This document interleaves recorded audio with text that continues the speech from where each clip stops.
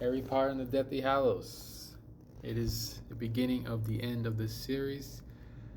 Chapter 1, The Dark Lord Ascending, follows, looks like Snape and another Death Eater apparating into what is later said to be the Malfoy estate.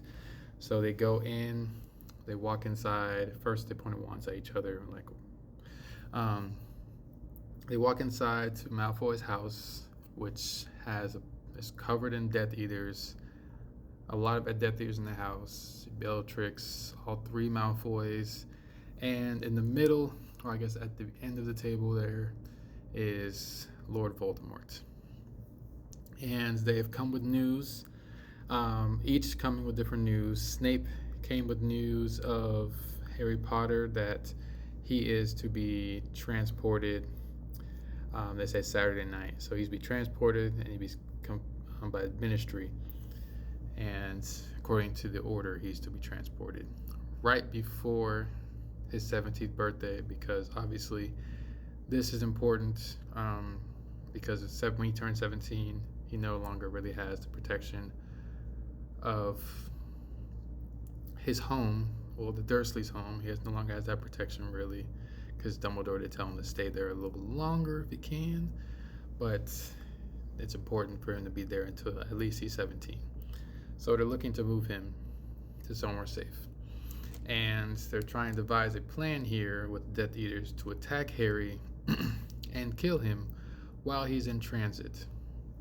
Now, the other person, I think his name is Yaxel, he had news that there was a ploy to take Harry, and they were just trying to bring different flows of information about where Harry's going to be. And they're trying to pinpoint which one is accurate. Snape is smirking, so he believes his to be the most accurate information. He said from a source that he did not name his source. Yaxel's source comes from, well, he said he put an appendix curse on one of the police chief or of the Ministry of Magic. And in this chapter, they did explain that there's a lot of people in the ministry that are under the control of the Dark Lords, group, the Death Eaters. Except Voldemort wants the main circle of the minister to also be under control, so he can take him out. He's looking for a chance to take him out, and so they're just trying to devise a plan. And in the same time, when they come in, there was someone floating on the ceiling, and this person was later revealed to be one of the teachers at Hogwarts, a Professor Burbage, which is not a professor I'm very familiar with, but she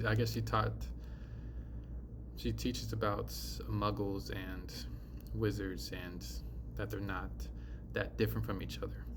Obviously, this has some disdain to Voldemort, and she's like, Snape, you would recognize this person, and even Malfoy, you would recognize this teacher as well.